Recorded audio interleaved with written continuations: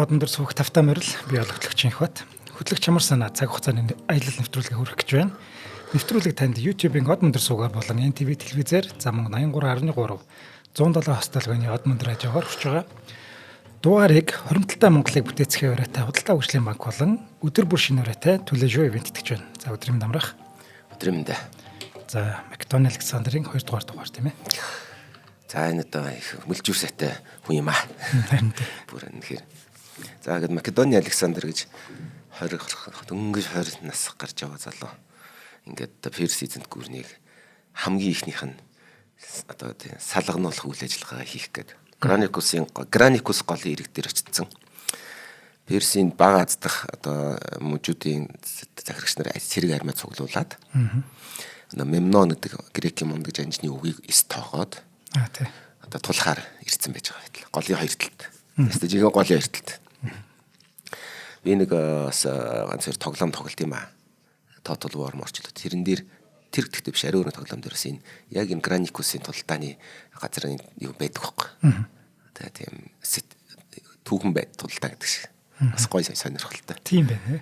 За тэгээд одоо 40 мянган грекийн эсрэг 40 мянга гэж бас ярьдаг. Гэхдээ ерөнхийдөө зүгээр янз янзын түүхээс хараад байна. Жишээлбэл хамгийн сүүлд миний үзсэн тэр History Channel дээр гарсан хэсэг дээр бол 32 мянга гэж яриад байгаа.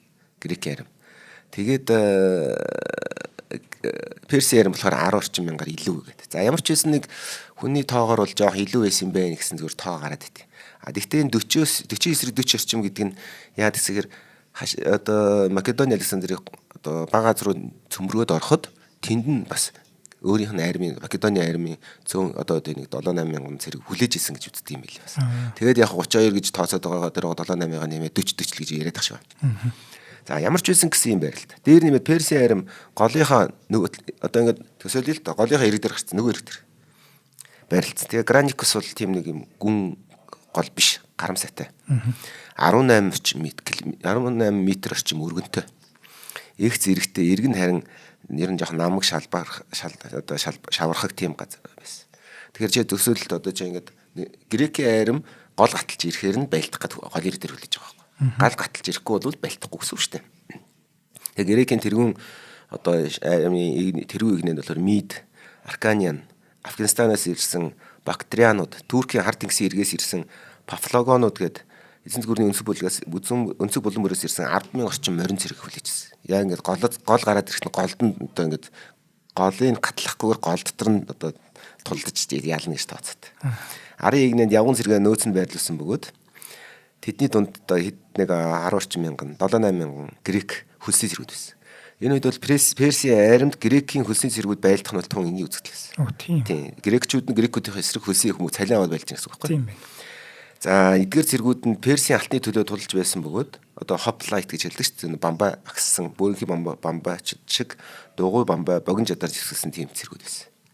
За Персүүд тэднийг одоо өөрсдийнхөө грекүүдийн өмнөөс хэрхэн тулдах бол гэж эргэлзэж байсан учраас бүх одоо юуныхаа нөөцөнд хамгийн артаа байрлуулсан. Санаа нь одоо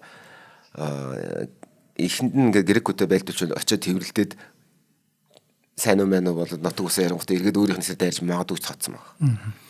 За ингээд Александр Перси армийг тэгтэл харин одоо Александр бол Перси армийг ер нь ухраа зутаачих вэ гэж боломжлоод Граникус голын одоо зүг шилдэг цэргээ аваад яаран хөтлсөн.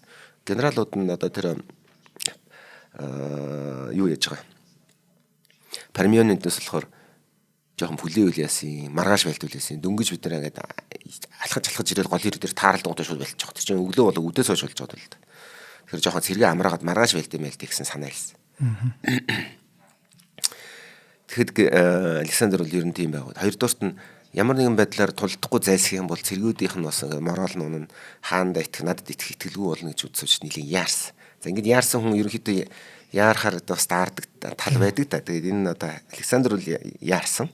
Тэгээд зүүн жигүүрээ Парменион гэдэг байгаа шүү дээ. Парменион гэдэг. Тэрэндээ өгөөд тэрний одоо тэнд нь одоо Тесал, Грек, Трайс гэдэг газруудаас ирсэн морин цэргүүдийг Парменион удирдаад зүүн одоо жигүүртээ байлтуулсан.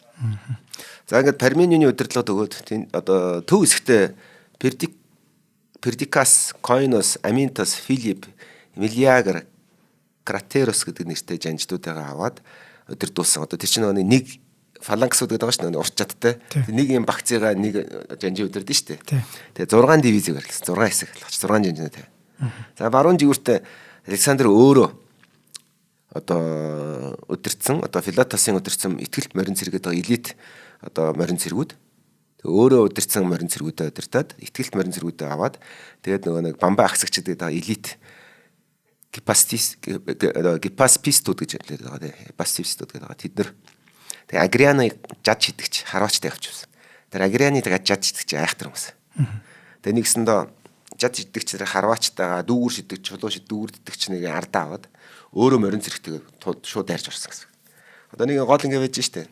Чи персийн тал хэлэнгүүт эндээ парменийг байлгачаад гол зэрэг дээр нь фаланкс одоо тавьчаад өөрөө зүүн жигүүрээр гол хаталчихж байгаа. Баруун жигүүрээр тийм. Одоо баруун жигүүрээр. За Александр 13,000 явган цэрэг 5,000 морь цэрэгтэй байсан гэж бас үзээд байгаа. Тэгэхээр тооны хувьд бас баг зэрэг дутуу байсан байж магадгүй гэж яриад байгаа тэр төв байна. За жанжтуудыгаа өглөө болтол хүлээх зөвлөгөөг үл ойшоогоод тэгээд гол хатлах тушаа шууд өгсөн. За ингээд одоо хааны Александрийн ихтгэлт морин цэргийн нэг хороог гол хатлахыг тушаагаад араас нь гипаспистуудын нэг бамбаа хэсэгч нар. Тэд нар ч морин цэргүүтэй бас нэлээд сайн байлдана. Тэдэрийг тэгээд Паяоны одоо хөнгөн морь цэргийг бас нэг хороог ингээд гол хатлал илгээсэн.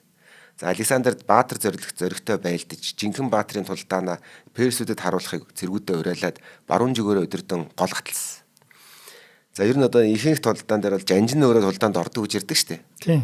Энэ бол жанжин өөрөө ордог жанжин байхгүй. Харин тийм байна. За тэгээд баруун жигээрээ өдөрдөд гол руу давхиад орсон. За тэгээд гол руу ингээд ороод гол хатлаад ингээд ирэхээр чинь нөгөө персийн морин цэргүүд чинь яг гол руу гарахгүй ирмэг дээр нэрээд ингээд жадлаад юм ингээд тогсон шүү дээ зууралд нь тийм.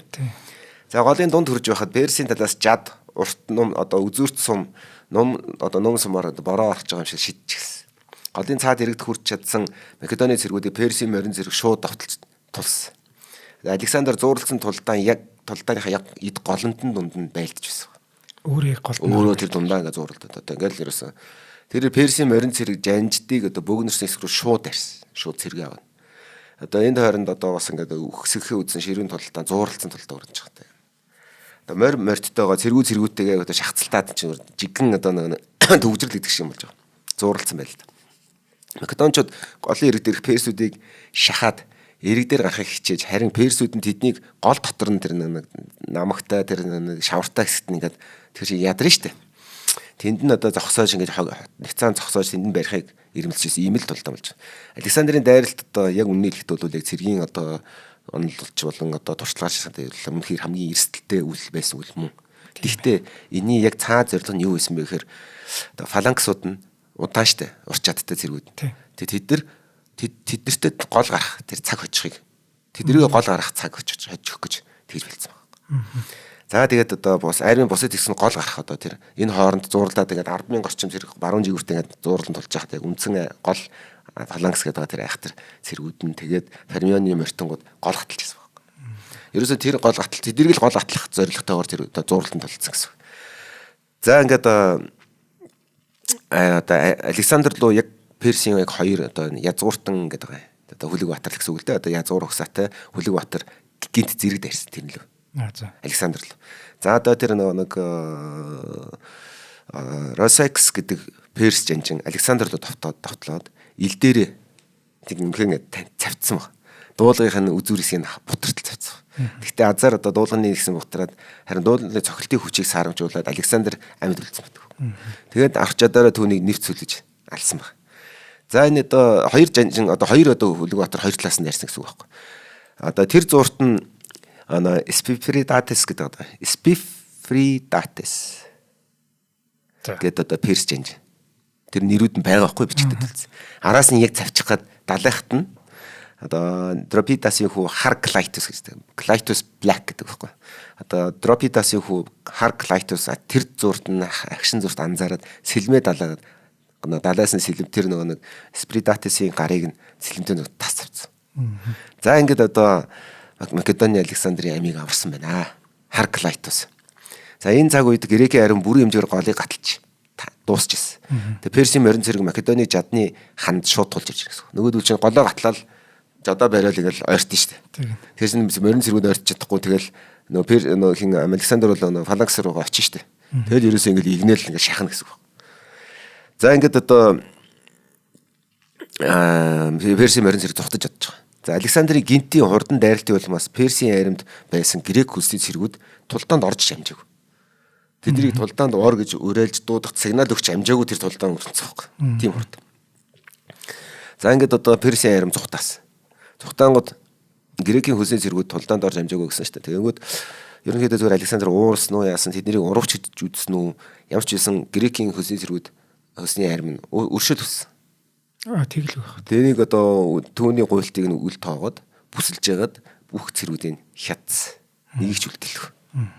За ингээд Александр бас нэгэн агуу ялтай инхүү байгуулсан баг. Бага Аз одоо түүний одоо яг гай хөдөлтөөр ингээд сөхөрж байгаа байхгүй. Одоо энд чинь Бага Азыг удирдахжсэн айрам нь буцагдсан. Одоо Персис одоо Дари хааны л үндсэн айрам ирэхгүй л бол Бага Аз тэрийг зогсоох хүн байхгүй ч гэсэн. Тэгэхээр тэрийг эртэлж бас 1-2 сарын асуудал болно шүү дээ, тийм ээ. За Персийн одоо хичнээн Бага Азыг эзэлсэн ч гэсэн Персийн эзэнт гүрэн асар их баялагтай, мөнгөтэй, тэгээд сүр хүчтэй, айрамтай. Үндсэн айрам биш дээ, зүгээр цар нутгийн айрамтай байлж байгаа шүү дээ. За энэ тулдааны мэдээг сонссон одоо Персийн эзэнт гүрний хаан Дари Александр тулдахаар Александртай түнүүр тулахын тулд одоо өлөм чимжээний айрам, хангамж, зэр зэвсгийг одоо дайчилж хөдөлгөөнд оруулж гисэн. За хэрвээ Александр энэ агуу эзэнт гүрний байгуулалтанд дагуулж түүхэн нэрээ үлдээх хүсвэл хаадын хаан Дарит тулдаж ялахаас өөр сонголт өгсөн байхгүй. Одоо эргэж буцсан юм байхгүй. За Александр одоо Лиди мужийн одоо нийслэл Сарди хот руу ойртон ирэх үед түүний одоо дамбан захирагч нь ямар ч эсэргүүцлэхгүйгээр бууж өгсөн. Шууд хотын хаалгыг онгойлгоод. За Александр цаашаа ахиж тоглохоос өмнө Персийн тэнгисийн флотыг устгах хяналтанд авах шаардлагатай байсан. Яа тэгэхээр Бага Азаас урагшлаа доошлоод Египтийн зүг явахад үндсэн хүчнээс одоо хойноос Грекээс хангамжинд тасарна. Одоо чинь хичнээн одоо Бага Азыг эзэлсэн ч гэсэн Бага Азийн цэргийн бомб хотууд байгаа шүү дээ. Усан гоцныхын Персийн усан флотын бомб хотууд байгаа. Тэд нар Грекийн артал одоо коммуникац одоо холбоо барих бүх юм хянаж байгаа байхгүй. Тиймд бол одоо Персийн флотыг устгаж хяналтанд авахаас өөр одоо шаардлага гарсан гэсэн. Тэгээд Персүүдийн газрын дунд тэнгисийн зүүн эрг дагуу тэнгисийн томоохон бомбд баацтай хүчрэх флоттой байсан учраас Александрийн айрам өөрийн артал Гректэй харилцаа холбоогоо хадгалах зорилгоор шууд тэр одоо бомб хотуудыг эзэлж эхэлсэн. За Персийн флоттой одоо Грекийн усан флот шууд байлдахаас зайлсхийгээд тэдийг ерөөсөө тэнд бомб хотгүй болгоод хичээд гэсэн ийм зорилгоор. Тэгээд эндээс хамгийн ойр байрлах тэнгисийн фонтууд болох Милет, Халикарнас зэрэг Грекийн эргийн хотуудыг дайрч эзэлсэн. Хэдийгээр тэд нар одоо ингээд үнэхээр Милет, Халикарнас гэдэг хотууд одоо бомб хотууд нь Грекийн армийн эсрэг одоо эрэлхэг зоригтойгоор байлдаж хамгаалж байсан ч гэсэндээ тэр жилийнхаа өвлөхөд эзлэгдсэн. За ингээд үүний дараа манай тооллын өмнөх 334 оны хавар Александр Ликия, Фригия мужуудыг эзэлж Гордиумд ирсэн. Гордиум гэдэг нь одоо одоогийн Туркийн төв нүс гэсэн үг. Одоо тэр Бага Азийн төвд гэдэг нэг тийм хот байгаа юм. Тэнд түүнд одоо домогт Гордианы зангилааг үзүүлсэн. За тэр одоо зөнж түүнийг Гордианы зангилааг тайлж чадсан хүн бүх Азийг захирна гэж тийм одоо юутай тийм л. Гордон нот мөн үү? Мөн. Тийм үү. Гордианы нот гэдэг байгаа. Тэгээ Гордон. Александр энийн одоо юу гэмтэй. За Гордон нотыг бас ингээд нэг зангилааг бас нэг одоо тайлбарлах юм байна. Энэ бол ерөнхийдөө англи хэлэнд орцсон үг. Эдрэтэй шийдвэрлэхэд бэрх одоо асуудлуудыг илэрхийлэхдээ Гордон нот гэж төсөөлж хэлдэг. Харин Александр бол энэ Гордон ноттой одоо зангилаатай холбоотой нэг түүхэн одоо домог гэх юм үлгэр шиг тийм яригддаг түүх байдаг. Амд амьдсан одоо үлгэр домгийн дагуу манай тоолын өмнөх 333 онд Македоны байлдан дагуулагч Александр өөрийн армийн удирдан Туркийн нутагдах Фриг гэж хэлдэг. Эртний улс ахгүй Фригия. Тэрний нийслэл Гордиум хотод ирсэн. Гордиум хотод ирэхдээ эртний одоо нэгэн тэрэгтэй таарлцсан. За тэр тэрэгнийх нь үзүүрт нь хүзүүчин дээр нь олон давхар зангилаатай нарийн орооцолсон тийм зангилаа байдаг. Тэр тэрхэн одоо яаж зангидж уйсныг нь мэдхийн аргагүй нэг тийм зангилаа байдгийг Ромын одоо төвч бичиж үлдээсэн байна. Тэгээ фригчүүдийн гэдэг эртний тэр фриг гэдэг улсын одоо уламжлалсаар тэр тэргийг алдарт Мидас гэдэг Фригийн хаан Мидас хааны эцэг Гордиус эзэмшдэг байсан. Тэр цагт тэр нэгэн мэрэг төдөгч одоо уг зангалыг тайлж чадсан хэн боловч бүх Азийг эзэрхийлэх хаан болно гэж зарласан юм байл да профет. Одоо эртний түүхч одоо Арианы бичснээр Александр Гордины зангалыг тайлах гэж бас хэсэг үзсэн байна. Асар их хүсэлд автаж тэр дараахан ноцолж эхэлсэн гэж. нилээ үзээд болохгүй байхаар нь хойшоо хэсэг охронгуудаа сэлмээ суглаад энэ заглааг хэрхэн тайлсан нь чухал биш, тайлах нь чухал гэж одоо чангаар одоо тунхаглаад суглаад элдээ сугалж аваад нэг цохилтоор тас тавьц дундуур. Домгийн өөр нэг холбор тэрээр хүзвчийг одоо тэр нэвт зүлвсэн тэр дундуур нэг шаантаг гэдэг. Тэр шаантгийг сугалж татж авснаар зангилааг солируулж улмаар тайлцсан ч бас үздэг юм. За ямар ч байсан гэсэн цавцсан ч бай, тайлсан ч бай тухайн мөчөд Александр одоо тэр эртний онсыг одоо ухаалгаар давсан гэж магтагдд юм ямар нэгэн байдлаар. Тэр нь бол бахархалтай үйл хэрэг гэж түүхэнд бичиж үлдсэн. Энэ муу тайлчихгүй цавцсан мэвс гэж ярьдгүй юм байна л да. Тэр шөнө Гордон хотыг одоо цахилгаантай ширүүн шуурга аянга цахилгаан болж нэргсэн. Александр болон түүний цэргүүд Тэнгэрийн хүч түүнийг сайшааж буй мохио мэт санагдсан байна. За. Зөвнөл билж удахгүй Египт болон Азийн өргөн удам нутгийг эзэлсэн Александр 32 наснда нас барах хүртлээр ялагдчихгүй ноёрхлоо өргөжлүүлсэн гэж үздэг. Тийм, Гордон Нотыг нэр нь кинон дээр гардаг юм л та. Энд чинь нэг эдрэтэй юм ингээд асуудлыг шийдсэн ч юм уу те. Тиймэрхүү тохиолдолд хиллэх шиг. За, Александрийн одоо энэ домог одоо маш олон жил одоо хүртэл ингээд алдартай хэвээр үлдээд Гордоны зангилаа гэдэг хиллэг асар эдэртэй шийдвэрлэх бэрх одоо саад бэрхшээлийг илэрхийлэх үг хэлэг болж үлдсэн. Анхны одоо утга уран зохиолыг хэрэглээд анх орж ирсэн бол алдарт манай Шекспир 5 дугаар генер гэдэг жүжигтэй оруулсан. Жүжигт нь гол дүрийг улс төрийн Гордын зангилаануудыг тайлж чаддаг хүн гэмээр магтдаг байхгүй. За үүнтэй адилаар Гордын зангилааг тасдах гэдэг хэллэг нүртэл өнөө үед бэрх асуудлыг бүтээл шийдэмгийн арга шийдвэрлэх гэдэг утгаар үргэлжлүүлдэг болсон. Энэ бол одоо яг идиом байна. Тийм ээ. За энэ зур Перси хаанд үйлчилж байсан Грекийн чадварлаг жанжин нөгөө нэг Родос ирсэн Мемнон Эген тэнгист Перси хөлөг онгоцнуудыг удирдан Чиос, Леспос гэдэг арлуудыг эзэлж гисэн удаа дарааллаа. Яг тэгээд грек рүү дөхөж явж байсан чинь Александрийн одоо хувь аз заяа түвшсэн гэх юм уу яа тийм Мемнон өвчнөр гинт нас барснаар тэр тэнгисийн аян дайн зогссон. Хэрвээ тэр үнэхээр Мемнон грекийг эзлээд ингээд явсан бол Александр үнэхээр хүнд байдал орсон. Тэр энэ одоо энэ агуу удирдагч нарыг дандаа нэг агуу үйл явдлууд дандаа ивэж байгааз. Тийм байна. Ядтай ч юм шиг дандаа. Тэгээд Александр айрамтайгаа одоо Хелеспонт буюу одоо тэр хоолойг гаталж бага аз руу Перси эзэнт гүрэнд довтлосоос ердөө жил хагас өнгөрч байгаа. Ердөө. Одоо тэрээр айрамтайгаа Силисия гэж нэрлэдэг. Өмнөд Туркт цөмөрч нуурын одоо уул нурууг даваад нуур Mountains гэж хэлдэг. Нуурын уул нурууг даван Сирил рүү ороход бэлэн болсон. Гэвч яг энэ үед Персийн 3 дугаар дайрын хааны удирдсан үндсэн гол айрам Грекийн айрмын араас буюу хой зүгээс нь гинт гарч ирсэн. За энэ Леван гэж улс байгаа тий. Израиль гэдэг нэг тэр хэсэг Леванте гэдэг мужийг харах юм бол одоо Туркийн үндсэн хэсгээс нь урагшилж яваад Египт рүү ингээд явж явах замд нь нуурын нуруу гэдээ бүр ингээд тэнгис рүү шахсан. Маш өндөр давхад бэрх нуруу гэдэг байхгүй. Үнэхээр бэрх. Яг тэрийг ингээд гараад тэр хоол одоо тэнгис нуурын нуруу хоёрын хоорныг мөргөн 10 орчим километр өргөн хөндөй байдаг. Тэрүүгээр урагшлаа явчихсан чинь одоо Персийн айрамтай ард нь гарч ирээд ухрах бүх замыг хаагаад гараад ирсэн байхгүй. Александр хаашаа зогтох аргагүй болсон гэсэн ерөнхийдөө. Тавчхандаа хэлэх юм бол одоо өрхөнд орсон гэсэн. Персийн хаан урдаас нь орж ирэх болоход Александрыг алдахыг хүсэж учраас ардаас нь гарч ирсэн гэсэн. За ингээд одоо дайри Александрийн айрмыг өрхөнд оруулж нэг мөсөн устгахаар шийдсэн. Яг энэ үеэр. Түүний айрам хүн хүчний тоогоор бараг 2 дахин илүү байсан. Тийм ч учраас дайри хаан Александрийн ухрах одоо цорын ганц замыг нь хааж Исус гэдэг тийм хүзөвчийн ойролцоо нэг талдаа далай нөгөө талдаа өндөр уулаар хашигдсан далайн эргийн нарийн тэгш талд айрамтайгаа хүлээж байлцсан. 10 км өрдөө өргөн энэ зурвас газар Александрт одоо тийм маневр хийх аргагүй болгож тултгаас өөр сонголтгүй гэсэн зогтох аргагүй. Дайри өөрийн армийн тооны хувьд үлэмж давуу талаа ашиглаж одоо ашиглах боломжоо бас хаасан. Яагаад хаасан гэхээр 2 дахин том айрамтай хүн нарийнхан коридороор байлтахаар яг нүүрөө тулсан игнийгээрээ толдохоор олон хүнтэй аримч ингэ тойрж морж гардаг тэр давуу талгүй болчдөг. 300 шил гэсэн. Нэг одоо үүдээ нэг 10 хүн багтах өргөн одоо үүдээ хавцал дээр ингээ хаагаа зогсож гарсан. Ямар ч нэмэргүйдэг шиг тий. За ингээд одоо дайри хааны өөрийнх нь тооны давуу тал нь ашиггүй болж гисэн. Одоо давуу талаа гаргаж чадахгүй болсон юм нөхцөл. За зарим их сурвалжийн тооцоосноор Грекийн одоо Персийн арим 100 мянган хүртэл зэрэгтэй байсан. Тэдний дунд эзэнт гүрний хамгийн шилдэг дайчид гэж хэлдэг хааны хувийн арим одоо шилмэл хүч болох 10 мянган имморталууд байсан. За нэгсэндээ 11 нь дан имморталууд байсан гэсэн. Зүгээр шигшээд авсан шилмэл арим гэсэн үг шүү дээ, тийм ээ. Шилмэл морин цэрэг.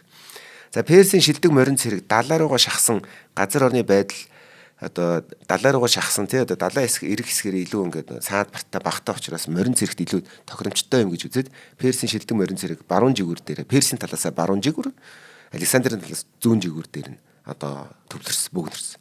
Харин төвд нь Персийн армийн шилдэг явган цэрэг болсон грек хөлсний хоплитууд байрласан. Персийн явган цэргүүд зүүн жигүүрийг бүрдүүлсэн.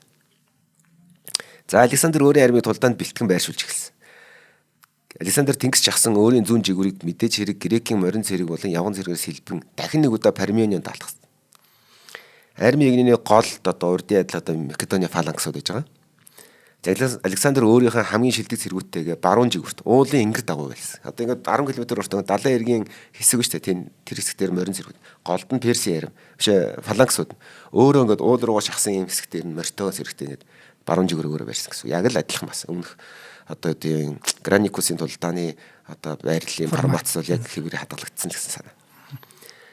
За Александр Агрианы одоо элит жад жидэгчид харваачид тэдний ард байрсан Хипаспистуудын одоо бамбаа хэсэгчд болон итгэл тэмээх одоо морин цэргэрийн игнийг бүрдүүлсэн өөр. Александр зүүн жигүүрт Пармени эсрэг байрласан Персийн хүчрхэг морин цэргийн сүр хүчийг алсаас хараад өөрийн жигүүрт байсан өөр дээрээ байсан Тесалийн морин цэргийг түүн рүү нэмж илгээсэн. За энэ төлөвлөл эстэй эвгүй болох юм байна гэж үзээд нэмэлт хүч бас өөрөөс. Ялангуяа одоо Пармени бол хамгийн хүнд ажлыг хийх гэж штэ энэ дундаа.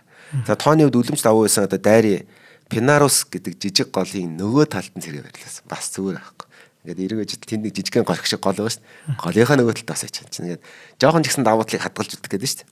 Гол гатлахт нь л үз таарна гэдэг.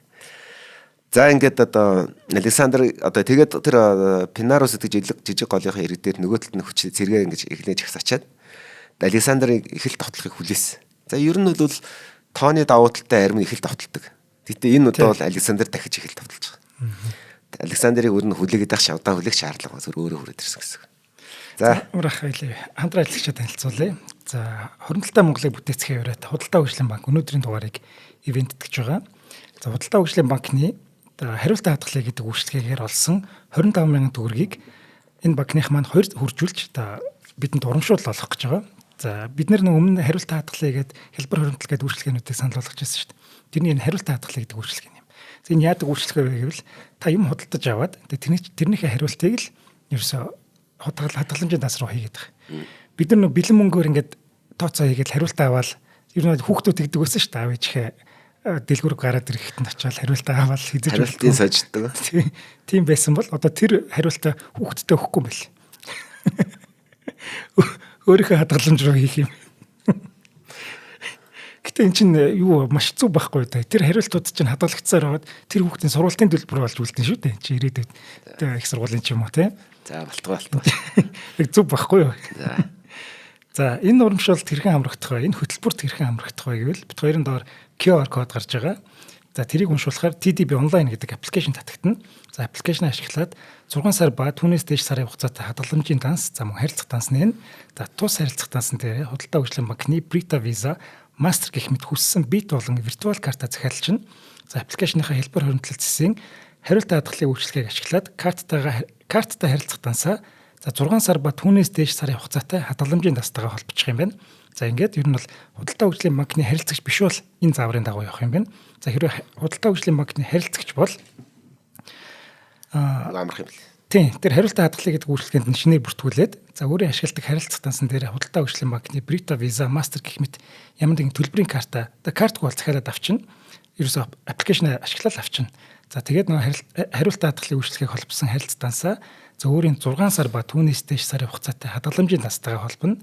За хэрвээ хадгаламжийн данс байхгүй бол нөгөө TDB онлайн гэдэг аппликейшн ашиглаад шинээр нээгээл ерөөсөө тэр хариултаа хадгалъя гэдэг үйлчлэгээтэйгээ холбоод тэгэл ашиглах юм бэл. Би одоо хараа сууж байна. Тий.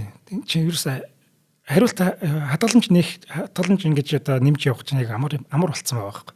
Өмнө нь бол бүхэн ажил болоо төвөг уддаг байсан бол одоос худалдаа авалт хийх болгонд бол тэг хадгаламжаа нэмээд ийн гэсэн үг. Тэгээд ийм амар үйлчлэгийг Худалдаа хөгжлийн банкынхаа санал болгож байгаа. За тэр 25 мянгаыг 2 үржүүлээд 50 мянга болгож байгаа. Тэр урамшуул маань 4 сарын 12-ын хүртэл одоо хүчинтэй юм байна. За шууд ерөөсөө даваа гарагт таны нөгөө 25,000 чинь бүрдчих юм бол дараагийн даваа барихт нь 50,000 болгоол ингээд данс руу чинь оруулчих юм билээ. Гэтэ энэ амрах энэ урамшуул чинь нэг л удаа юм шүү. Зарим нэг манай нөгөө талд байгаа хуучин захирал маань олон байхгүй мó энэ гэж шуналтж байлээ. Тэр их шуналтай хүн. Эвлүүлэгч юу? Манай шинэ эвлүүлэгч. Тэр айхтар. За ингээд өнөөдрийн дугаарыг Хоримтлалтай Монголыг бүтээцгээе. Худалдаа хөгжлийн банк ивент тэтгэлээ. За баярлалаа. За мэдээж хэрэг Александр одоо тулдааны өмнө одоо кинон дээрэж гардаг те ингээд цэргүүхийн ордуур мартайгаа давхаад нөгөө нэг хар азаргаа унтсан давхаа тэгээд заримыг цэргүүдээ инхта зандаа гэдэг нэг үрцэн дуудахаар огшоо шүү дээ. Инхтийн одоо морал болон дайны бэлэн байдал алдцыг гэдэг хүсэтгэл бол тул 10,000% болно да. Эрэлхэг зөрөгтэй тулдахыг уриална дайны ухаан ашиглаад армийнхаа баруун жигүүрийг толгойлн дайран орсон. Баруун жигүүрээр. Яг адилхан. Ерөөсө Македоны бүх тулдаа ерөнхийдөө иймэрхүү болоод байгаа. Ялангуяа дайрын хантай байсан. Одоо Перси харимт байсан. Баруун жигүүрээр өөрөө дайрж орно. Тийшээгээд бүх хүчээ хуваарлна. За одоо тэр түүхийг ярьж байна. Македоны арим одоо юм хордон одоо армийн хордон хүчтэй тоглоод дахин нэг удаа дайсны одоо тэ Персийн талын игнийг армийн игнийг эмх замбараагаа болгож ухраач эхэлсэн. Гэвч тулдааны төв хэсэгт Македоны фалангс чадтангууд хүнд байдал орсон. Тэд Грек Александрийн дайралтаа зэрэгцэн хөл нийлүүлэх гэж яарж явахдаа игнийг алдсан. Хайрцаг нь задраад замбрааг болж эхэлсэн гэсэн.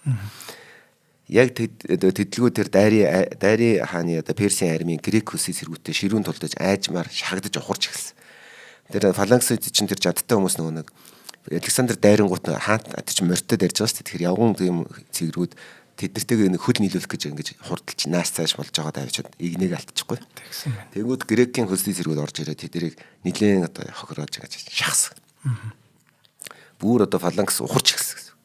Энэ аюулыг олж харсан Македоны Александр морин зэрэгэд дахиж нэг цуглуулад ялангуяа итгэлт морин зэргүүдээ өдөртөн шууд Персийн армийн цэнд төв рүү дайрсан. Халцсан. За одоо төсөөлье. Ингээд игнэ вэжидл баруун жигүүрээр тулдаг баруун жигүүр ингээд шахад байлдаа штэ. Тэнгүүд Грекийн арим нөгөө фалангс руу дайраад ороод ирэх гараан жигүүр ингээд задраад ийм зайтай болоод ирсэн. Хин завсараа нарсан баг. За тэгээд одоо Персийн армийн төвийг уулгалан дайрсан. Удалгүй Грекийн үсэд цэргүүдийн яг хажуунаас жигүүрээс морин цэргүүдэд ороод ирэхээр сул болно штэ. Тэгээд одоо жигүүрээс аюулд ороод ирэх үедээ шахагдаад эмх замбраагаа болж Македоны фалангсууд игнийг барьж аваад буцаагаад Грекүүдийг шахаж эхэлсэн гэсэн. Грекийн одоо хөлсний цэргүүдийг. За төвд одоо тулдааны санаачлалыг өөртөө эргүүлсэн Александр шууд тэр Грекүүдийг ухраангуудаа эргээд төв рүүгээ дайрын хаан руу шууд халц дайрсан гэсэн. Төв рүү. Их л зөрөгтэй юм аа нэр. Энэ зөрөгтэй болохоор лагуу гэдэг нэрийг авсан баг. За тэгээд одоо нэгсэндээ 10 жигүүрээр өөрөө дайрангууд тэдэртэй тулдж байгаа фалангсууд тэр Грекүүд шахагдаад иргээд хурангууд нь тэр одоо хоёр игний ийм том завсраар шүү дээ. Тэндээсээ өөрийнхөө тэр явган сөргөдөө үлдээчихэд өөрөө морин зэрэг орж ирж энэ Грекүүдийг хажуунаас нь цохиод буцаагаа санаачлагын гарч төвөө ингээд төвийнхээ санаачлаг авчиж байгаа. Авангуудаа тэрнтэйгээ зүг явахгүй шууд өөрөө эргээд дайрын хаан тэний хараа зогсчоо дайрын хааны байрал руу дайрсан байна. Шууд мортойгоор тэр чигээр халд. За ингээд Арслан мэт галзуу аимшиггүй Македоны хаантай нүүр тулан байлдахын оронд Дариус хаан одоо хааны хөлөг гэж үдэж шүү дээ. Хааны морин тэрэг сүхээ унаад цухтааны тулдааны талбарыг цухтаад тавьдаг. Тэгээ шүү дээ. Тэгээ энэ үчид Македоны зүүн жигүүр гэж яриад байгаа шүү дээ. Нөгөө Пармионы Персийн хамгийн одоо шилдэг морин зэрэгтэй үсэгдэхээ үзэн тулцчихсан байхгүй. Хэрв Персүүд энэ жигүүрээр цөмөрөөл Александрийн армийн бүслэн бүр ерөөсөө шууд ялалтыг авах одоо тийм бүрээ тодорхой.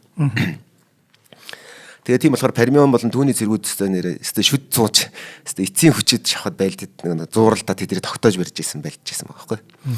Дайрын хааны одоо дайрын хаан дайны талбараас тухтаасан тухай мэдээ тархмагц Перийн цэргүүд амиа аврахаар тулдааны талбайг орхин тухтаасан. За ингэснээр одоо Персүүдийн хувьд бол аимшигтай хядлага болсон гэсэн. За энэ дээр их сонирхолтой зүйл одоо Александр шууд төврүүн дайрыг цухтаач байгаа. Дайрыг хойноос нь хөөд барих гэж үзэж байгаад зогсоод эргээд буцаад тэр зүүн жигүүртээ байгаа Персийн шилдэг морин цэргүүдийн араас нь ирсэн. Тэгээд нэгснээр Парменион хин хоёр Александр хоёр талаас нь Персийн морин цэргүүдийг нухацсан дарсан гэсэн үг. Хэрвээ тэр шуналтаад дайрын хаанаас хөөцөлдөд алга болсон бол морин цэрэггүй болж хоцрохсон. Хичнээн тулдаанд ялсан ч гэсэн аюу хөнөхрөл авах амсах байсан гэсэн үг. Тийм болохоор Парменионд туслахаар босож ирсэн гэсэн үг. За энэ одоо тулдаан бол Персүүдийн хувьд бол аимшигтай хядлага болсон. За энэ тулдааны одоо хядлагыг нотлох нэг түүхэн дурсамж юу гэхээр Македоны жанжин Птолемей хожим нь Александрт илтгэхдээ Персийн үгсэн цэрэг маш олон байсан тул тэргээр сэргүүдээр нөгөө нэг тэр гүн завчим хавцал руу шидэж дүүргэж байгаа дээгүүр нь армаараа гаталж гарлаа гэж хэлсэн байна. За ингээд Иесусийн тулдаан бол Александрийн одоо хувьд бол гайхамшигтай ялгуулсан тул өөрөөсөө 2 дахин олон хүнийг бут зохино хэр чинь одоо гайхамшигтай байдаг. Тэгээд хаадуудын хаан дайрытай байлтсан байж байгаа. Энэ ялтын шагналд одоо дайны шагнал гэж байдаг чинь ялтын одоо шагналтанд дайрын хааны эхнэр ээж нь 3 хүүхэд нь 3 охин нь олцлогдсон. Александр олцолж авсан. За энэ одоо яагаад одоо тэгээд тэднийг бас олзонд байхад нь одоо сайтар халамжилж тордож хүндэтгэлтэй харьцажсэн. Дайрын хаан эхнэр эхийг гэр бүл хүүхдүүдэд авч ицсэн тухайд нэг тийм тайлбар өгд. Энэ бүрсэн ингээд Александрыг ялна гэдэгт бол маш ихтэй байсан. Тийм учраас тэрийнхээ гэрч болгож үр хүүхдүүдэд дагуулж эхнэртэй ээждээ үзүүлэх гэж дагуулж авсан. Парад болох байсан бай тээ. Тэгээд гэрч тэрийг ялдынх нь гэрч байх гэсэн байна. Тэгээд гэрчүүдээ олцсон. За Персийн хуурай замын айрам ухарсны дараа Александр Персийн эзэнт гүрний баруун нутаг дэвсрийг эзлэх ажилд орсон. Дараа жил нь яг тэрний одоо энэ Иесусийн тулдааны дараа жил манай тооллын өмнөх 332 онд Пүнич гэж яддаг шүү дээ. Пүничүүд гэж яддаг шүү дээ.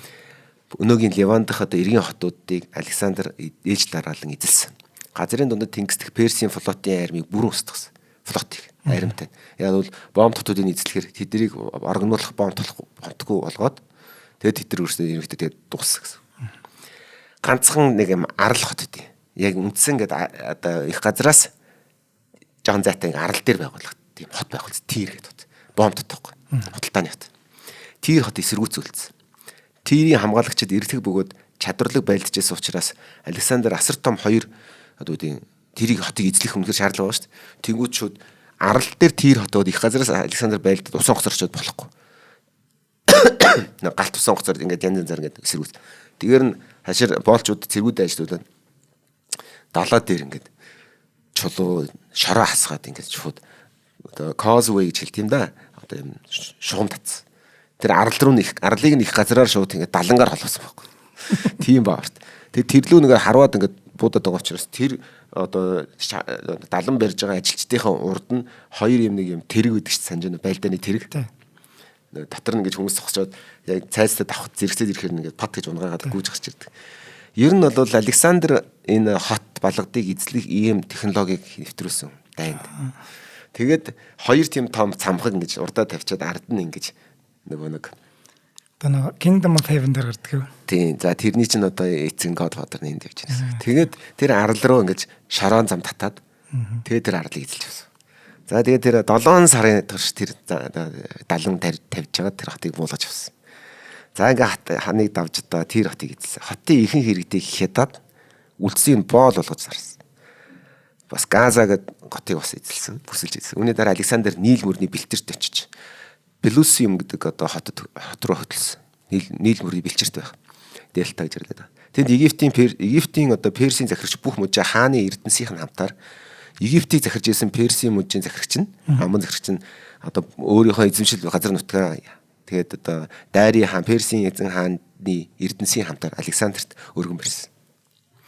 За энэ одоо Мемфист ирсэн Александрыг эртний Египтийн тахилч нар Персийн дарлаас чөлөөлөгч хэмжээнд хүлээн авч түүнийг фарао гэж өргөмжилсөн. Нийл мөрний ядагт тэрээр шинэ хотыг үндэслэн байгуулсан бөгөөд Александрия гэдэг хот нэрвсэн. За энэ Персүүд их залтай аргаар Египтүүдийг эзэлсэн байд. За. Персүүд нөгөө Египтүүд чинь муурыг хүндэтгдэг. Тийм учраас Персүүд биендээ ингэ муур гэж ороцсон байлтдаг гэсэн байна. Ямар байлаар. Тэгээд Египтүүдийг эзэлж авсан түүх байдیں۔ Зүгээр. Эртний түүхэн дээр. Тэгээ нөгөө Египт Персүүдийн чинь нөгөө улаан эзлэгчд гэж үзэжсэн. Египтээс Персүүдийг Египтийг чөлөөлөнгөт фараоноор өргөмжилж байгаа. За Александр тэндээсээ одоо Александр хотыг үүсгэн байгуулад. За ингээд тэндээсээ цаашаа бүр одоо нутгийн гүн рүү одоо Африкийн төв хэсэг рүү нэлээд цөл байгаа шүү дээ. Сахарын цөл. Сахарын цөл дэх Сива гэж нэрлэдэг байгаа. Oracle of Siva. Сивагийн зүнж тахичдын сүмдэр очив. Тэр одоо зарим их сурвалжид бичснээр тахилч нар түүнийг бурхтын хаан Амуны хүүн хэмээн хүлээж авсан байдаг. За ингээд одоо Тэнд яг юу усан, яасан, ийсэн түүхүүл их бүрхэг. Ямар ч үсэн гэсэн одоо Oracle шүү дээ. Oracle-ууд гэж хэлдэг шүү дээ. Зүнчнэр, зүнч тахилч. Александрыг үнэхээр одоо хаадуудын хаан, бурхтын хаан Амуны хүү гэж одоо өрөмжилсөн. За ингээд одоо Гордоны зангилааг тас завчсан нөхөр. За Египтийн бүх зүнч тахилчдээс одоо бурхтын хаан Амуны хүү гэдэг цол автсан. Одоо энэ дөрөв нь одоо тэр зөгнсөн бүхнийг гүйцэхээс өөр ямар ч зорилго үлдэхгүй болж байгаа. За ингээд одоо Александр 331 онд зүүн зүгтээ Тир хот руу эзэлсэн Тир хот руу буцаж ирэх үед Тир хот их чухал хотолтой худалдааны их том хот байхгүй. Ирэх үед их нутагт нь Өмнө самуун дэгдсэн тухай мэдээг хүлээж авсан. Персүүдийн хаан одоо Персүүдийг удаа дараалан ялсан ч гэсэндээ олон грекүүд түүнийг дарангуулагч гэж үздсэн хэвээрсэн. Грект нь. Тийм. Тийм шүү дээ. Тэгээд наад чинь бүх грекүүдийг нэгтгсэн ч гэсэн Спартагийн нэгдэлд нь ороагүйсэн. За тэгээд Спартагийн хаан Эгис гэж нөхөр Персийн хааны дайргийн дэмжлэгтэйгээр Персүүдийн дэмжлэгтэйгээр Македоны эсрэг бослог гаргасан. Грекийн их нутагт. Яг энэ үед Александр болохоор Грекийг засан тохиноологч анжинаар Антипатрийг тавьсан байсан. Тэгтэл тэр Антипатр нь Трейс бас бослог гараад тэрийг дарахаар явцсан эзгүй хойвор нь тийм үйл явдал болж байгаа юм. За Александр яаж тэрийг буцаад нутгаа явуулсан ингэхгүй бол арт тал нь бослог хөдөлгөөн дээр идэгчүүлэр чинь бүр баларна штэ. Яах вэ гэд бодоод байж басыг хаазуулж юу гэм дээ Антипатр маш хурдан одоо хариулт хийж өмнө зүг давталган Мегаполис хотын ойролцоо Мегалополис хотын ойролцоо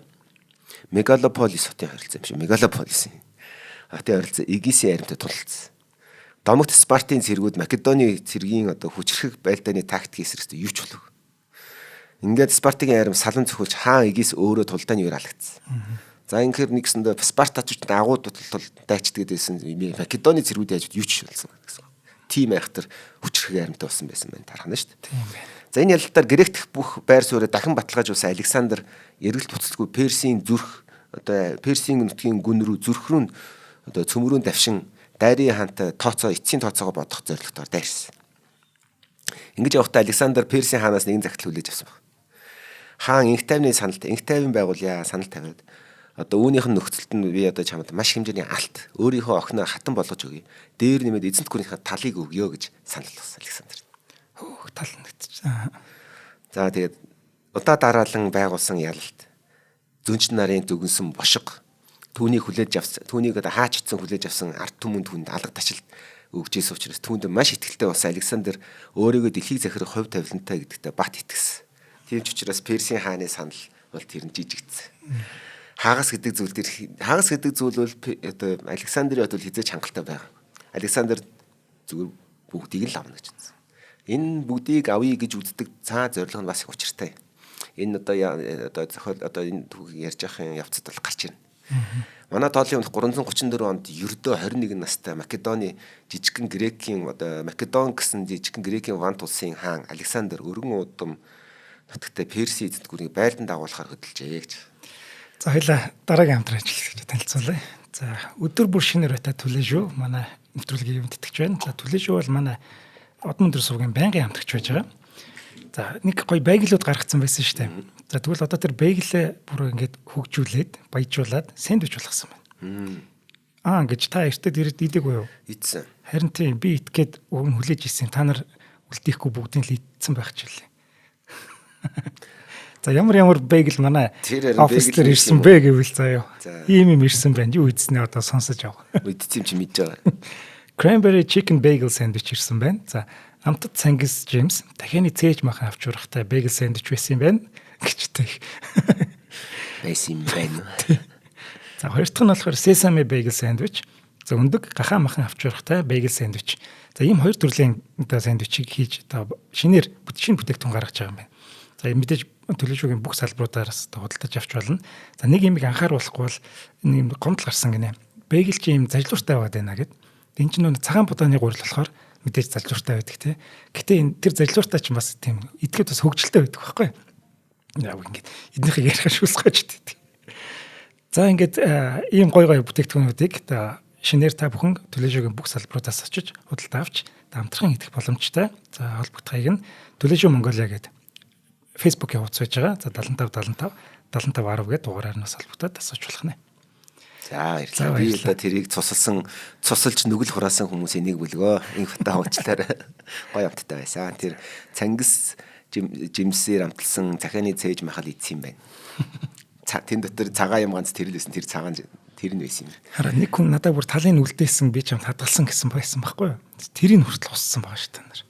За тэр бол надад хамаагүй юм биш. За мэдгүй. За ингээд одоо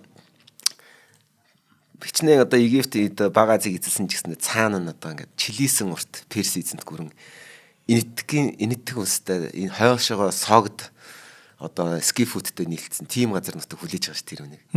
За тэгээд цөс муутай те одоо холчгор нэгэнд бол энэ аян дайм бол бүтчгүй мэт санагдах мөрөөдлөөс. Тэр бол яхахгүй юм.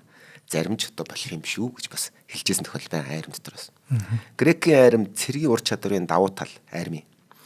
Александрийн аимшиггүй бөгөөд одоо цэргийн одоо сууд одоо бэлэгтэй гэж хэлэхээр тийм сод авьяасан ачаар Персийн армийг Граникус болон Иесусийн тулдаанд ялчаад байгаа хүнд бол 3 дахь бол нэг тийм хэцүү санагдаагүй. Ефрат мөрнөөс баруун зүгт байх Персийн бүх нутгийг өөртөө хураан эзэлсэн Александр одоо зүүн тийш Ефрат мөрнөөс цаашихыг эзэнт гүрний зүрхэн цэг рүү одоо довтолж Персийн хаан Даритай эцсийн бөгөөд сүүлчийн тооцоогоо хийхээр зэгчээлаа гэж. За энэ тулдаан бол төд удалгүй яг л одоо Александр бол залуу хүн хяар хүн бүгдийг л дор намжуул. Одоогийн одоо Иракийн Мосул гэж хот байдаг тийм ээ. ISIS эднээс эзлээд байдаг. Тэр хотын ойролцоох Гаугамел гэж нэртэй газар баг. Тэнд одоо Дари хаан Персийн асар том армийг дахин хуралдуулан тухай мэдээ хүлээж авсан. Одоо хуралдуулаад хүлээж байгаа тухай. Александр. Эргэлзэх зүйлгүй шууд тийшээ давхад очиж. Бас их солиотой юм шиг тийм шүү дээ. Нэг үхлээрээ яваад байгаа хүн шиг юм шүү дээ. За энэ бол Дари хааны хувьд Александрыг зогсоох сүүлчийн боломж. Харин Александрын хувьд бол Персийн үндсэн армийг бүр мөсөн зохиж устгах одоо юм хоёр тал хоёулаа тийм боломжийг л хайж исэн гэсэн. Дари хаан өөрийн армийн хүчний давуу талаа ашиглахын тулд хүний тоогоор олон байгаа шүү дээ. Өмнө нэг юм хавцалт юм нарийнхан талбай дээр байлцсан бол одоо Гаугамел гэдэг газар хэрэгээр сонгож авсахдаа бүр өргөн удам задгаа талд тулдахаар сонгосон байна. За тэгснэ Персийн арим одоо Александртай 3 удаа тулдахдаа тулдаа их газараас сонгосон 3 Персийн арим сонгосон байдгийн. Тэрнийхэн сүүлчийнх нь баггүй энэ. Дээрээс нь Персийн аримд одоо тулдааны талбараа одоо тэр галтааны орон зай тэр газар нутгийг бол дайны одоо дайн хийхэд байлдаа хийхэд тохиромжтой болгохоор тэгшилж цэвэрлэж одоо war chariot гэж байдаг шүү дээ. Дайны тэрэг гэж байдаг шүү дээ. Хоёр талтай юм жадтай дугундаа тэгээ дээр нэгэ зогсоод нэгэн тавих гээд тэндээсээ нун суур харваад жад шиддэг нэг морь хоёр хөтлөө морьтой тийм тэргүүд байдаг шүү дээ. Одоо нэг гладиатор дээр гарч байгаа шүү дээ. Дайны тэрэг гэдэг байхгүй юу? Тэр тэргэндээ зориулаад талбайгаа элдв янзын хог новш том чулуу том овортой эд зүйлээс бүгдийг зайлуулж цэвэрлээд хүлээж исэн. Төрдөг дээр хүлээж исэн шүү дээ. За эртний төвөгчдийн бичсэн тоо үлэмж хэтрүүлэгтэй байдаг. Энэ бол угаасаа хизээний тийм байдаг. Гэхдээ яг орчин үеийн одоо тооцоогоор бол арай илүү бодиттой тооцоонуудыг би ярий. За энд бол 300 мянган хүнтэй гэж хэлдэг, 200 мянга ч гэж ярьдаг, 100 мянга ч гэж ярьдаг. За яг зүгээр хамгийн бодитоор Персийн арим бол 50-80 мянган цэргээс бүрдсэн байсан байх гэж үзэж байна. Эзэнт гүрний өнцөг булан бүрээс цэргээ татсан. Сир Бабилоноос явган цэргүүд, Армени нэтгэх Төв Азаас морин цэрэг армийн бүрдүүлж ирсэн. Дээр нэмээд скифүүдийн хөлсний морин цэргүүд төрлөөсөн. Скифүүд чинь зүгээр яг скифүүд гэж нэрлсэн болохоос ш одоо Төв Азад байж амьдардаг нүүдэлчин овг аймагуудыг нэгтгэл скифүүд гэж нэрлэж байгаа. Тэн дотор одоо бидний өвд үзчихсэн орхоос ч аргагүй. За ингээд одоо тэр армийг бүрдүүлчээ дээр нэмээд 200 орчим хадуурт дугуйтай гэж байгаа. Тэр хадууртай дугуй байх нь шүү дээ. Синстэй дугуй гэж нөө тасалдаг. 200 орчим дайны тэрэгтэй. Цөөн тооны байлдааны заан хүртэл авчирсан байсан. Харин Александрийн арим тооны хувьд бол бага магадгүй 2 дахин цөөн байсан байж болцсгүй гэж үздэг. Ерөнхийдөө за ямар ч хэлсэн 2 дахинаас арай жоох ихч байсан ийм л байсан болов уу гэж ер нь хаа сав тооцож байгаа. Александр армийн урдын адил армийн анги нэгжүүдэд уламжлалтсаар байрлуулсан. Яг л өмнөхөр.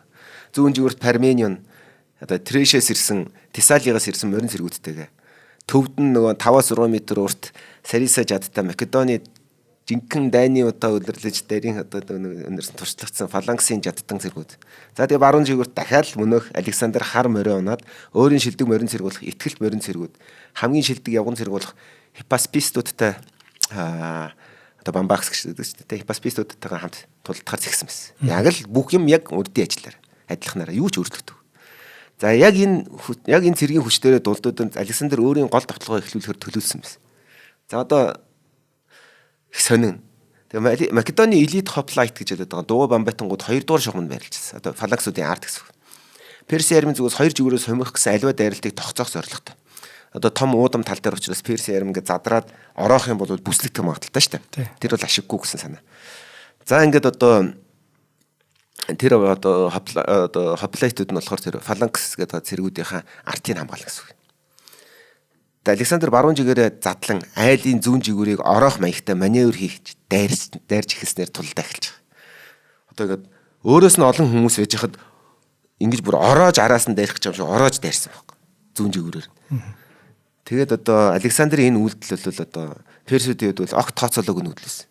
Александр үнэхээр өөрөөс 2 дахин их зэрэгтэй армийг асар том армийг гэж бүслэгж оролдож ийн гэж юу гэж галзуу солиотой юм шиг л санагдах тийм үйлдэл байхгүй.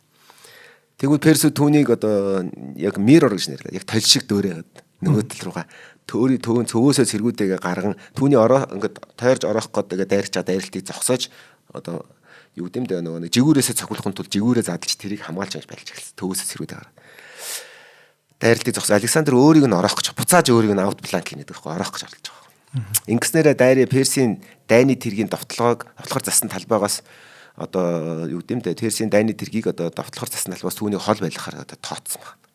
Александрийн өрөөс маневр бол өрх байсан. Үүгээрээ Персийн армийн төвийг нэмгэрхийг хүлээжсэн байна. За ингээд Александр зүүн жигүүр дээр ингээд зурлал байлдангууд морин зэрэггүй болоод ирэхээр одоо дайрын хаан дайрын гэхдээ тийм бас юм жанжин тийм муу жанжин байгаагүй байхгүй яг үнэхээр яа харахгүй л нөгөө нэг яг уламжилт онолтой одоо яг тийм стандартаар ингэж байлддаг зарчмаараа байлдаж байгаа байхгүй.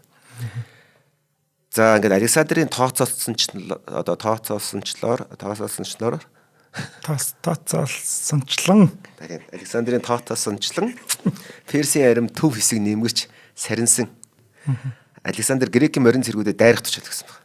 Тэгээ Персийн төвийг саатуулан байрны тогтоох даалгавар өгсөн гэлтэй байлдаж эхэлсэн. Баруун жигүүрт морь цэргийн одоо халт талдаа ширүүн бас дахиад зуралдаад үргэлжилж байгаа. За яг ингээл ирэнгүүт за одоо ерөөсө төв нь ингээд суларчлаа. Одоо яг ялтаа авдаг цаг гээд дайрын одоо Грекийн армийн төв рүү дайны морин тэргүүдээ одоо явуулсан. Агрианы тусдагтай жад шидэгч нар давтлан ирсэн Персийн дайны тэрэгтэй морь цэргүүдийг одоо устгаж гисэн. Шууд жад шидээд өөдөөс нь. Цоо морь зөртön зүгэлсийг хятсан баг. Грекийн явган цэргүүд хана үсгэсэн. Нөгөө фаланксууд чинь ингээд игэнцэн байжсэн нь морин цэргүүд ороод ирэнгүүт нь шууд одоо нэг баг цагцуулаад дундуур ингээд зай гаргаад өгсөн. Тэгээ морьтууд тэр дундуур ингээд орж байгаа байхгүй. Тэнгүүд нь буцаагаад игнэгээ хаагаад шиш оруулж байгаа тэнд нь ядсан баг. Тэгээ тэр морин цэргүүд одоо тэр фаланксын одоо жат цэргүүдэд ямар ч хохирол учруулахгүйгээр тэр игнийг нэвтэр орцсон. Нэвтрээд оронгууд нь хоплайтууд нь тэндээс нь жаттай байлдаад тэдрийг дуусгаж байгаа юм. Яг энэ мөчөд нэг дайны морин цэрэгтэй одоо тэр Персийн төв цэрэг нэмгэрээд ирэнгүүд нь шууд Александр бүх цэргүүдэд морин цэргүүдэд дахиж бүрөөлж дуудаж цуглуулангуудаа Македоны фаланксын зарим цэргүүдийг аваад тэгээ нэмгэрчгсэн байсан Персийн армийн төв рүү дайрын хааны чиглэл шууд дахиад халт тарьсан. Александрийн огцом гинти ширүүн дайралт Персийн армийн игнийг өмүүлж одоо Персийн армийн төв игнээ бутран цугцсан. Дайрын хаан өөрөө зүхтагсын оройдноо тавьж байсан. Гэвч Александрийн зүүн жигүүрт дахин хүнд байдлаарсан. Парменион Персийн морин цэргийн хүчтэй шахалтанд орж дахин нэг удаа бараг бүслэгдээд дуусгачихсан. Яг энэ үед Энэтхээс ирсэн Энэтхэг үлийн Скифээс ирсэн морин цэргүүд Грекийн армийн төв шугамыг цөмөлж орсон байгаа. Тэгээд цөмөлж оронгуудаа эргэж араас нь дайрахын оронд тэр чигээрээ цааш давшиж явсаар яваад Македоны хувааран дээрэмтгийг илүүд үзсэн. Тэгээ Парменион Александр руу бүрээ хөлөөс яралтай тусам дуудаад тэгээ Александр дахин дайрын хааныг хөөхөө орхиод эргэж ирс Персийн морин цэргүүдийг ядсан. За ингээд Александр дайрын хааныг одоо дахин нэг удаа алдчихж байгаа юм. За энд бол ерөөсөө хамгийн хүнд тулдаан бас. Яг ингээ буцаж ирэхт. Яг бол персүүд сүүлийн тулдааг дээр мэдчихсэн учраас хаан цутаасан ч гэсэн персийн морин цэрэг эцээртэл байлцсан. Энэ тулдаан бол хамгийн хүнд тулдаан болсон хамгийн том одоо итгэл зүрх юм уу одоо нотлогоо нь бол юу гэхээр Александрийн итгэлт морин цэрэг гэж компани хорсман гэж бас кавалери гэж байна. Тэр итгэлт морин цэрэгээс 60 одоо итгэлт морин цэрэг амир хүрсэн. Тэр чинь одоо 60 риц хүлэг батар амир хүрсэн гэсэн үг байхгүй тэр тулдаан. Тэгэхээр энэ бол одоо хамгийн том хохирлон гэж үзэх нь шүү дээ. За ингээд дайрын хаан дайны талбараас зугтсан мэдээ цэргүүдийн дунд тарж эхэлснээр Персийн морин цэргүүд султааны талбарыг одоо өмцөм орхин цутаач эхэлсэн. За Гаугамелийн тулдаан Александрийн гайхамшигтай одоо ялтаар өрнөж Грекийн бүрийн ялтар төгссөн. За ийм л үйл явдал. Эртний сурвалжуудад дурдсанаар Александр хэдэн зуун цэрэг алдсан бол Персүүд хэдэн 10,000-аар өргөцсөн гэж үздэг. Александр хэдэн зуухан цэрэг алдсан гэж үздэг. За энэ бол гэхдээ Персидийн одоо түүхээр бичиж байгаа учраас бас одоо бахарах те одоо энэ өсгөх өөрийнхөө хохирлыг дарах ч юм уу тийм бас түүх байж болно гэдэг бас ойлгоорой. За ингээд одоо Александр дайрын хааны агуу армийг хаадын хаан дайрын ялаад бут нэрсэн учраас эзэнт гүрний гол нийслэл Вавилон түүний өмнө ингээд улаан хевсэд ивссэн юм шиг дурааж байгаа. Македоны хаан Александр Вавилонд ялтын сүр жавхлантай жагсаалаар орж Персийн хууль түшмэд түүнийг одоо хууль ёсны түшмэд одоо ноёдууд нь түүнийг язгууртан түүний хууль ёсны захирагчаар хүлээн зөвшөөрсөн. Үүнтэй адилхан нэгэн адилаар Сууса хотч түүнийг хүлээн зөвшөөрч түүнийг Персийн хааны ширээнд аль биесээр залсан. Тэгээ Загросын ууланд Персийн одоо хаалга хэмээн нэрлэгддэг. Persian Gate гэж нэрлэгддэг тийм газар байт. Загросын уул. Тэр болохоор юм нарийнхаа яг юм бас хавцлаа байхгүй. Тэгээ тэнд зоригтой Перс хамгаалагчид Александрийн армийг бүтэн сарын турш одоо хөдөлгөөг. Яг тийм хавцлаар онгох дээрээс нь харвал ерөөс ингээд эцэст нь грекүүд одоо уулын замыг яг нөгөө нэг эсэргээрээ 300 спартанд ч уулын замыг олж аваад ард нь гараад хэтэрийг хядчихэж хатаа Персийн хаалганы хамгаалагчдыг дарсан байдаг. Тэгээ Persian Gate гэдэг одоо бас ингээд Google дээр харуул тэр яг хавт тэрэг хаална харагдана.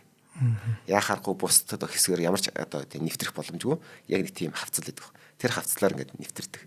Тэр нь одоо манайхаар бол баг нэг дөрөв игнэ зам шиг өргөн замлаа. Тэгээ тэр Persian Gate-ийн нэг цас орцсон зураг мөрөг байдаг бас сонирхолтой.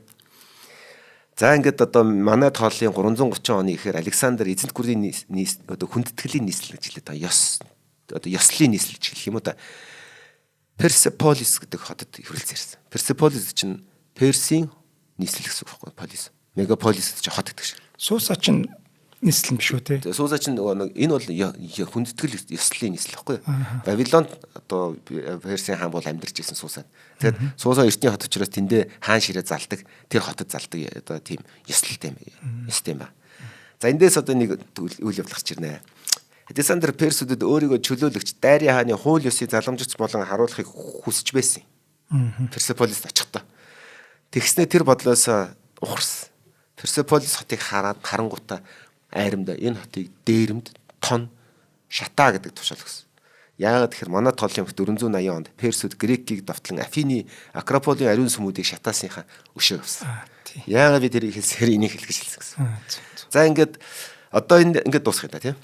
Одоо энэс цаашаа би бол одоо Персийн одоо Александр Македоны Александр одоо нүүдэлчтэй тулалдсан тулдаан, нүүдэлчтэй Согдын хаан, Бактрийн хааны охинтой суусан, инэдгүүтэй тулалдсан. Тэгээ буцаж аваад ярих нь асуурсан. Тэгээ тэр ямар одоо одоо олон хаадуудыг үлдээсэн, одоо хаан тусыг үлдээсэн тухай дараагийн одоо төвлөрөөр ярьж өгье. За тий. За баярлалаа амраахаа. За нэвтрүүлэг та бүхэнд YouTube-ийн Хот Мөндөр сувгаар болон NTV телевизээр замун 83.3 хостолооны Хот Мөндөр радиогоор хүрлээ. Дугаарыг хоримтлалтай Монголыг бүтээцэх яваараа тавталтай хөгжлийн банк болон өдөр бүр шинээрээ төлөө шүү ивент тэтгэлээ. Замраахаа дараагийн дугаараар уулзъя. За баярлалаа. Нэвтрүүлгийг хүлээн авсан Нарны аймгийн монголчуудаа баярлалаа. Хот Мөндөр суваг энэ мэтлэн танин мэдхүн 1000 хөтөлбөрийг 2025 оны 7 сарын 1 хүртэл та бүхэнд хүргэх юм. Их хэлээрээ шинжлэх ухаан танин мэдхүх түгээхийн үйлсэд та нэгтгэх хүсвэл бидэнд таньд өгөх боломжтой. Нэг нэвтрүүлгийг 100 төгрөгөөр буюу 1000 нэвтрүүлгийг 100,000 төгрөгөөр үнэлээд та биднийг дэмжээрэй. Жилдээ ганцхан удаа 100,000 төгрөгөөр дэмжснээр шинжлэх ухаан танин мэдхүг түгээх энэ үйл хэрэг таны оролцоотойгоор амжилттай үргэлжлэх юм а. Зандан хүү миний нэр дээрх голомт банкны данс байгаа. 30 15 15 19 42 30 15 15 19 42. Та 100,000 төгрөгөөр шилжүүлэхдээ гүйлгээний утга дээр нь өөрийн нэр болон утасны дугаараа заавал бичээрэй. 100,000 төгрөг хандвалснаар од мөндөр сувгийн алтан гишүүн болох юм. Шинжлэх ухаан таны мэдхгүй Монголд ялах болтугай.